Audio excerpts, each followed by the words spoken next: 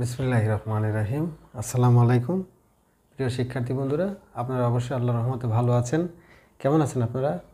আশা করি অত্যন্ত সুন্দর ছিলেন, ভালো ছিলেন এবং আপনাদের পড়াশোনার কাজটা অত্যন্ত সুন্দরভাবে আপনারা চালিয়ে নিচ্ছেন ইনশাআল্লাহ। এই প্রচণ্ড শীতে আজকে একটু শীত বেশিই পড়ছে মনে হচ্ছে, সেই কারণে আজকে আমি মাথায় একটু ক্যাপ ব্যবহার করেছি আর কি। তো আপনারা অবশ্যই আমাদের ক্লাসগুলো যে আমরা পেজে দিয়েছিলাম, আপনারা অবশ্যই সেটা রিভিউ করেছেন, দেখেছেন এবং অবশ্যই আপনাদের এতে শতভাগ না বললেও বলবো যে 90% আপনারা অবশ্যই উপকৃত হয়েছেন। আর আপনারা অবশ্যই যদি আমাদের পেজটাতে নিয়মিত থাকেন তাহলে অবশ্যই আপনাদের পড়াশোনা অবশ্যই সাকসেসফুলভাবে আপনারা শেষ করতে পারবেন। এটা আপনাদেরকে আমরা 100% বলতে পারি, কারণ আমাদের এই পেজের মূল উদ্দেশ্য হলো আপনাদের সব সাবজেক্টে 100% মার্ক অ্যাকোয়ার করা। এটা আমাদের গোল। আমাদের পেজের মূল লক্ষ্য ছিল আপনাদের প্রত্যেকটা সাবজেক্টে আপনারা 100% মার্ক আপনারা অর্জন করবেন। এই কারণে আমরা আমাদের আজকের ক্লাসটা একটু বড় হবে। আজকের ক্লাসটা আমরা একটু বেশি নিয়েছি। আমাদের যারা ব্যষ্টিক অর্থনীতি অনার্স ফার্স্ট ইয়ারে আছেন, অনার্স ফার্স্ট ইয়ারে ব্যষ্টিক অর্থনীতি, তারপরে আপনার একাদশ শ্রেণীর অর্থনীতি প্রথম পত্র এবং ডিগ্রি প্রথম বর্ষের ব্যষ্টিক অর্থনীতির এই বাজার অধ্যায় নিয়ে আজকে আমরা ক্লাস নেব। আপনারা দেখতে পাচ্ছেন যে ব্যষ্টিক অর্থনীতি অনার্স প্রথম বর্ষ, এখানে অবশ্য লিখে দিচ্ছি অনার্স প্রথম বর্ষ। ওকে, তারপরে একাদশ শ্রেণীর প্রথম পত্র এবং ডিগ্রি প্রথম বর্ষের ব্যষ্টিক অর্থনীতিও আমরা এখানে আপনারা ক্লাসে পাবেন। একটু মুছে গেল, আমরা একটু ঠিক করে দিই। ডিগ্রি প্রথম বর্ষ। ওকে, তা এখানে আপনারা এই বাজার অধ্যায়টা একটু খুব গুরুত্বপূর্ণ অধ্যায়। এই বাজার অধ্যায় সম্পর্কে আপনাদের পূর্ণ জ্ঞান থাকতে হবে এবং বাজার অধ্যায় আপনারা জানেন যে যারা অনার্স লেভেলে আছে বা ডিগ্রি লেভেলে আছে তাদের তো একটু থিওরিক্যাল প্রশ্নই হবে, আর আমাদের যারা একাদশ শ্রেণীতে আছে বাজার অধ্যায়ে তাদের আমাদের সৃজনশীল প্রশ্ন হবে। আমি সব বিষয় নিয়ে কথা বলছি আপনাদের এই ক্লাসে। আপনারা অবশ্যই আমাদের সঙ্গে থাকবেন এবং আমাদের পেজটাকে অবশ্যই আপনারা ফলো করবেন, ভিডিওগুলো শেয়ার করবেন।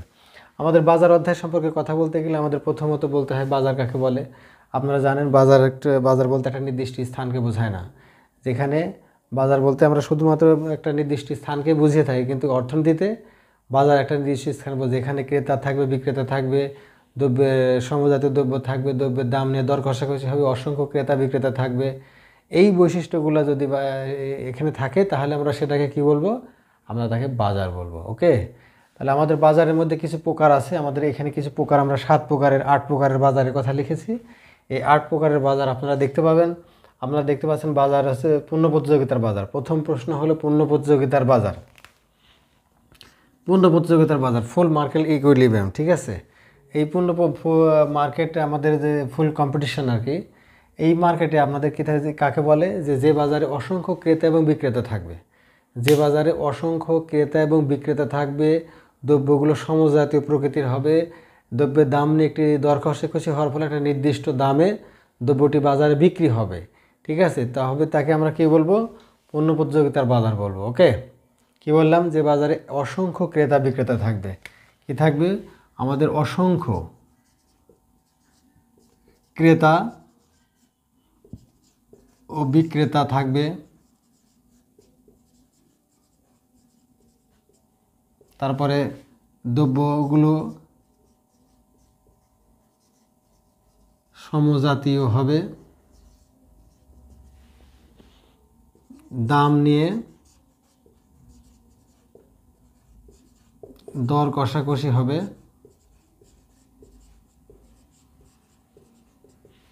ঠিক আছে, এই কয়েকটা বৈশিষ্ট্য আমাদেরকে মূলত প্রথমত থাকতেই হবে। অসংখ্য ক্রেতা বিক্রেতা থাকতে হবে, দ্রব্যগুলো সমজাতীয় প্রকৃতির হবে, দাম নিয়ে দর কষাকষি হবে। এই দ্রব্যগুলোর বিকল্প দ্রব্য থাকবে। ঠিক আছে, দ্রব্যগুলোর বিকল্প দ্রব্য, নিকট বিকল্প দ্রব্য থাকবে। ঠিক আছে, যে একটার দাম বেশি হলে আর একটা মানুষ কিনবে। ঠিক আছে, এরকম কিছু বৈশিষ্ট্য যদি থাকে তবে তাকে আমরা কি বলবো? পূর্ণ প্রতিযোগিতার বাজার বলবো। ওকে, আর আমাদের দ্বিতীয় নাম্বার বাজার হলো একচেটিয়া বাজার। এই একচেটিয়া বাজার 2 নম্বর বাজার আমাদের। এখানেও আপনাদের হচ্ছে যে বাজারে একচেটিয়া বাজার মানে হচ্ছে কি মনোপলি বাজার। একচেটিয়া বাজার অর্থ হলো কি মনোপলি। এই মনো শব্দের অর্থ হলো এক, মনো শব্দের অর্থ হলো এক, আর পলি শব্দের অর্থ হলো বিক্রেতা। মনো শব্দের অর্থ এক, পলি শব্দের অর্থ হলো বিক্রেতা। তাহলে মনোপলি শব্দের অর্থ হলো একজন বিক্রেতার বাজার, যে বাজারে মাত্র একজন বিক্রেতা থাকবে এবং ক্রেতা থাকবে অসংখ্য, সেই বাজারকে আমরা বলবো একচেটিয়া বাজার। ক্লিয়ার? তাহলে আমরা কি দেখলাম? মনোপলি, মনো শব্দের অর্থ এক, পলি শব্দের অর্থ বিক্রেতা, তার অর্থ হলো একজন বিক্রেতার বাজার। ঠিক আছে, এইরকম একজন বিক্রেতার বাজার থাকবে, হ্যাঁ, তারপরে অসংখ্য ক্রেতা থাকবে, দ্রব্যের নিকট কোনো পরিবর্তক দ্রব্য থাকবে না, এখানে দ্রব্যের কোনো বিকল্প কোনো দ্রব্য থাকবে না, যেটা বাজারে পাওয়া যাবে সেটাই আপনাকে কিনতে হবে, এবং দ্রব্যের দামের উপরে বিক্রেতার পূর্ণ নিয়ন্ত্রণ থাকবে। দ্রব্যের দামের উপরে বিক্রেতার পূর্ণ নিয়ন্ত্রণ থাকবে, দ্রব্যের কোনো বিকল্প দ্রব্য থাকবে না। আপনার হচ্ছে যে বাজারে সে কেউ সহজে প্রবেশ করতে পারবে না, এই মনোপলি বাজারে অন্য কোনো প্রতিযোগী ফার্ম সহজে প্রবেশ করতে পারবে না। ঠিক আছে, তার প্যাটার্ন সত্ত্ব কিনা থাকে, মানে এই বাজারে যে বিক্রেতা থাকবে একজন, সে গভর্নমেন্টের কাছ থেকে এই ধরনের প্যাটার্ন সত্ত্ব করে নিতে পারে যে এই বাজারে সে ছাড়া আর কেউ বিক্রি করতে পারবে না। ঠিক আছে, এই ধরনের বাজারকে আমরা কি বলবো? মনোপলি বা একচেটিয়া বাজার। যদি উদাহরণ দিতে হয় তাহলে বাংলাদেশ ব্যাংক আমাদের একটা মনোপলি প্রতিষ্ঠান। বাংলাদেশ ব্যাংক আমাদের সকল ব্যাংকের নিয়ন্ত্রণ করে, এখানে সকল একজনই বিক্রেতা, ধরুন একটাই প্রতিষ্ঠান, আর আমাদের কি ওখানে অসংখ্য ক্রেতা বা মানে অসংখ্য মানে ক্রেতা আছে সেখানে, যেমন বাংলাদেশের সমস্ত সরকারি এবং বেসরকারি ব্যাংকের নিয়ন্ত্রণ করে কে? বাংলাদেশ ব্যাংক। ক্লিয়ার? অথবা বাংলাদেশের মেশিন টুলস ফ্যাক্টরি আছে, একটা অস্ত্রাগার, অস্ত্র তৈরি প্রতিষ্ঠান আছে, বা সরকারি একটা এই প্রতিষ্ঠানের আর দ্বিতীয় বিকল্প কোনো প্রতিষ্ঠান বাজারে নেই। ঠিক আছে, এই ধরনের প্রতিষ্ঠানকে আমরা কি বলবো? একচেটিয়া বাজার বা মনোপলি বাজার বলবো। ওকে, 2 নম্বর বাজার হলো অলিগোপলি বাজার। 2 নম্বর বাজার হলো কি? 3 নম্বর বাজার অলিগোপলি, অলিগোপলি বাজার। ঠিক আছে, যে বাজারে বিক্রেতার সংখ্যা 2-এর অধিক, যে বাজারে বিক্রেতার সংখ্যা 2-এর অধিক কিন্তু বেশি নয়, যে বাজারে, মনে রাখতে হবে আপনাদের, যে বাজারে বিক্রেতার সংখ্যা 2-এর অধিক কিন্তু খুব বেশি নয়, মানে এরকম হতে পারে যে ফার্মের সংখ্যা 2-এর অধিক কিন্তু 10-এর কম, 2-এর অধিক কিন্তু 10-এর কম, এইরকম বাজারকে বলা হবে কি? অলিগোপলি বাজার। আপনারা ভালো করে মনে রাখবেন, যে বাজারে বিক্রেতার সংখ্যা 2-এর বেশি কিন্তু 10-এর কম, সেই বাজারকে আমরা কি বলবো? অলিগোপলি বাজার। ক্লিয়ার? যেমন যদি উদাহরণ দিতে হয় তাহলে বাংলাদেশের মোবাইল কোম্পানি ধরতে পারেন, মোবাইল কোম্পানি, তারপরে ইস্পাত তৈরি কারখানা, অ্যালুমিনিয়াম তৈরি কারখানা, অ্যালুমিনিয়াম তৈরি কারখানা, তারপর আপনার ঢেউটিনও বলতে পারেন। ক্লিয়ার? তাহলে এইগুলো হলো আপনার অলিগোপলি বাজারের উদাহরণ। দেখবেন বাংলাদেশে মোবাইল কোম্পানি 2-এর অধিক কিন্তু 10-এর কম। আপনাদের ইস্পাত তৈরি কারখানা, বাংলাদেশ ইস্পাত তৈরি কারখানা আপনাদের 2-এর অধিক আছে কিন্তু 10-এর কম আছে। আবার অ্যালুমিনিয়াম তৈরি কারখানা 2-এর অধিক আছে কিন্তু 10-এর কম আছে। আবার ঢেউটিন প্রস্তুতকারক প্রতিষ্ঠান বাংলাদেশে হাতে গোনা 4-5টা। ঠিক আছে, তাহলে 2-এর অধিক কিন্তু 10-এর কম, এইরূপ প্রতিষ্ঠানকে আমরা কি বলবো? অলিগোপলি। ক্লিয়ার? আমাদের 4 নম্বর যে বাজার আছে সেটা হলো ডুওপলি। 4 নম্বর বাজারকে আমরা কি বলতেছি? ডুওপলি। ওকে, ডুওপলি, ডুও মানে 2, ডুও মানে অর্থ হলো কি? ডুও মানে হলো 2, যে বাজারে কেবলমাত্র 2টি উৎপাদক প্রতিষ্ঠান থাকে, বা যে বাজারে 2টি মানে উৎপাদক প্রতিষ্ঠান বা বিক্রেতা থাকে, ক্রেতা থাকে অসংখ্য, সেই বাজারকে আমরা বলবো ডুওপলি বাজার। যে বাজারে মাত্র 2টি উৎপাদক প্রতিষ্ঠান বা বিক্রেতা থাকে কিন্তু ক্রেতা থাকে অসংখ্য, ঠিক আছে, সেই বাজারকে আমরা কি বলবো? আপনার হচ্ছে ডুওপলি বাজার, মানে 2 জন বিক্রেতার বাজার। এক কথায় 2 জন বিক্রেতার বাজারকে আমরা কি বলবো? ডুওপলি। ক্লিয়ার? যদি উদাহরণ দিতে হয় তাহলে বাংলাদেশে সরকারি বিদ্যুৎ উৎপাদনকারী প্রতিষ্ঠান একটা আর বেসরকারি বিদ্যুৎ উৎপাদনকারী প্রতিষ্ঠান একটা, এই 2টা হলো ডুওপলি বাজার। যে বাজারে মাত্র 2 জন বিক্রেতা থাকবে কিন্তু ক্রেতা থাকবে অসংখ্য, সেটাকে আমরা বলবো কি? ডুওপলি। যেমন সরকারি বিদ্যুৎ উৎপাদনকারী প্রতিষ্ঠান আর বেসরকারি বিদ্যুৎ উৎপাদনকারী প্রতিষ্ঠান, বেসরকারি আর এখানে সরকারি। ক্লিয়ার? এটা হলো আমাদের ডুওপলি বাজার উদাহরণ। ওকে, তারপরে আমাদের আছে কি? মনপসনি। তারপর আমাদের কি বাজার? মনপসনি, ক্লিয়ার? মনপসনি বাজার। মনো শব্দের অর্থই তো এক বললাম, মনো শব্দের অর্থ কিন্তু আমরা এখানে একটা ওয়ে বলে আসছি, মনো শব্দের অর্থ হলো কি এক, যে বাজারে বিক্রেতা অসংখ্য কিন্তু ক্রেতা মাত্র একজন। মনে রাখবেন, ঠিক আছে? যে বাজারে ক্রেতা মাত্র একজন কিন্তু বিক্রেতা অসংখ্য, সেই বাজারকে আমরা কি বলবো? মনবসনী বাজার। মনে রাখতে হবে, অসংখ্য বিক্রেতা ক্রেতা মাত্র একজন। এর উদাহরণ আপনি দিতে পারেন সুগার মিল। দেখুন, একটা নির্দিষ্ট এলাকায় যখন আখ উৎপাদন হয় বেশি, সেখানে যদি একটা সুগার মিল স্থাপন করা হয়, তাহলে দেখবেন যে ওই এলাকার সমস্ত আখ চাষিরা ওই সুগার মিলে আখ সরবরাহ করে, কিন্তু ক্রেতা ওখানে কি থাকে? একজন মাত্র। ক্রেতা ওখানে শুধুমাত্র একজন, মানে সুগার মিলের কর্তৃপক্ষ বা সুগার মিল প্রতিষ্ঠানই আপনার একজন ক্রেতা। কিন্তু এখানে ওই এলাকার অধীনস্থ যত আখ চাষি আছে, সমস্ত আখ চাষি আপনার কিন্তু বিক্রেতা। তাহলে কি হলো যে একজন ক্রেতা থাকবে আর বিক্রেতা থাকবে অসংখ্য, সেটাকে আমরা কি বলবো? মনবসনী বাজার। ক্লিয়ার? আশা করি আপনারা বুঝতে পেরেছেন। ঠিক আছে। আর তারপর ডুঅপসনী বাজার। তারপরে কি বাজার? ডুঅপসনী।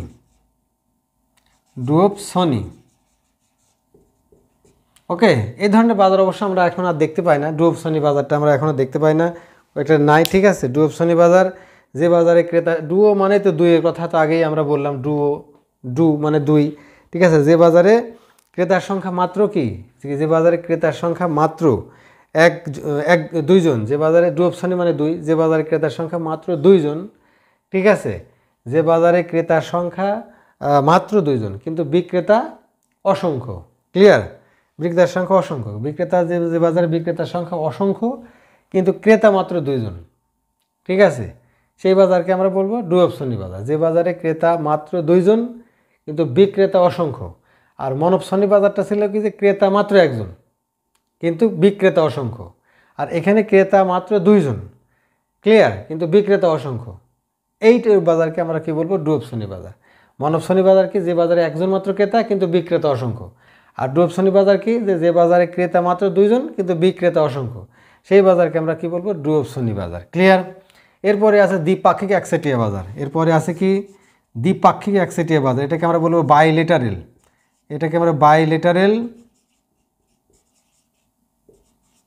মনোপলি। বাইলেটারেল মনোপলি বাজার। মনো মানে তো এক, আমরা আগে বলেছি, ডুও মানে দুই, মনো মানে এক। বাইলেটারাল মানে কি? যে বাজারে একজন মাত্র ক্রেতা এবং একজন মাত্র বিক্রেতা আছে, সেই বাজারকে আমরা কি বলবো? বাইলেটারেল মনোপলি বা দ্বিপাক্ষিক একচেটিয়া বাজার। ক্লিয়ার? যে বাজারে মাত্র একজন ক্রেতা এবং একজন বিক্রেতা থাকবে, সেই বাজারকে আমরা বলবো দ্বিপাক্ষিক একচেটিয়া বাজার। এরপরে আছে কি? দাম বৈষম্যমূলক একচেটিয়া বাজার। একচেটিয়া বাজারে তো আমরা আগে বলেছি যে বাজারে মাত্র একজন বিক্রেতা থাকবে এবং ক্রেতা থাকবে অসংখ্য, সেটা হলো একচেটিয়া বাজার। এর আগে আমরা প্রথমে 2 নাম্বার বাজার পড়েছিলাম। এখন এখানে দাম বৈষম্যমূলক একচেটিয়া। বৈষম্য মানে বোঝা যাচ্ছে যে কি? মানে কম বেশি আছে, কেউ মানে সুযোগ বেশি নিচ্ছে, কেউ কম নিচ্ছে। ঠিক আছে, বঞ্চিত হচ্ছে, এটাকে বলে বৈষম্য। মানে একচেটিয়া বাজারে একই দ্রব্য বা সেবা পাওয়ার জন্য বিভিন্ন ক্রেতার কাছ থেকে বিভিন্ন দাম আদায় করাকে আমরা বলবো দাম বৈষম্যমূলক একচেটিয়া বাজার। কি বলবো? দাম বৈষম্যমূলক একচেটিয়া বাজার। ক্লিয়ার? এই বাজারগুলোই আমাদের মূলত পরীক্ষাতে আসে। আপনাদের যারা অনার্স লেভেলে আছেন বা ডিগ্রি লেভেলে আছেন, তাদের 1 মার্কের প্রশ্ন, মানে ক বিভাগে 1 মার্কের প্রশ্ন এখান থেকে হবে। আর আমাদের যারা ইন্টারমিডিয়েট লেভেলে আছে, তাদের আপনাদের জ্ঞানমূলক এবং অনুধাবনমূলক প্রশ্ন হবে, প্লাস এখান থেকে এমসিকিউ প্রশ্ন হবে। ক্লিয়ার? আশা করি আপনারা এটা বুঝতে পেরেছেন। এরপরে আমাদের বাজার অধ্যায়ে মানে আলোচনা করতে গেলে আমাদের যে বিষয়গুলো জানা আরও জরুরি, সেটা আমরা একটু এখানে আলোচনা করব এখন।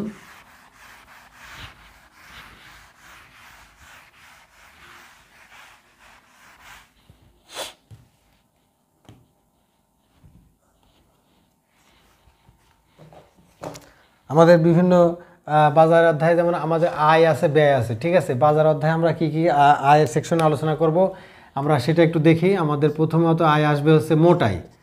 আমাদের মোটাই, এটাকে আমরা বলবো হলো টোটাল রেভিনিউ। ওকে, বা সংক্ষেপে টিআর। মোটাই টোটাল রেভিনিউটা কি? যে আপনাদের একজন বিক্রেতা তার উৎপাদনকারী প্রতিষ্ঠানের সমস্ত পণ্য বিক্রি করে যে অর্থ আয় করে বা উপার্জন করে, তাকে আমরা কি বলবো? মোটাই। একজন বিক্রেতা বা উৎপাদনকারী প্রতিষ্ঠান তার সমস্ত পণ্য বিক্রি করে যে অর্থ উপার্জন করে বা আয় করে তাই সেটাকে আমরা বলবো কি টিআর। ক্লিয়ার? টিআর এইভাবেও আপনারা বলতে পারেন যে দ্রব্যের দামকে, দ্রব্যের বিক্রয় পরিমাণকে দ্রব্যের দাম দ্বারা বা গড় আয় দ্বারা গুণ করলেও মোট আয় পাওয়া যায়। আমরা এই সূত্র আকারে এটা লিখতে পারি, হ্যাঁ, টিআর ইকাল টু পি গুণন কিউ, এটাও লিখতে পারবেন। আবার এ আর গুণন কিউ, এটাও আপনারা লিখতে পারবেন। ঠিক আছে?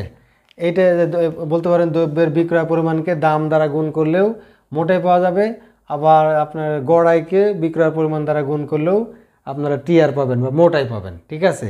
ধরুন একজন উৎপাদনকারী প্রতিষ্ঠান 40টি পণ্য বিক্রি করে 100 টাকা দামে। 40টি পণ্য বিক্রি করে কি দামে? 40টি পণ্য বিক্রি করেছে, 40টি পণ্য বিক্রয় করে 100 টাকা দামে, 100 টাকা দামে।